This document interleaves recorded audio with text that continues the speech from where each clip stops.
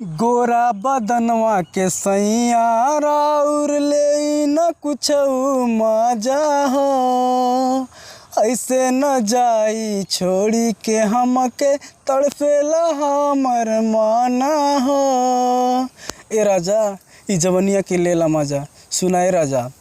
गोरा बदनवा के सैया राउर लेला न कुछ मजा हो, ऐसे न जाई छोड़ी के हमके तड़पेला हमर माना हो।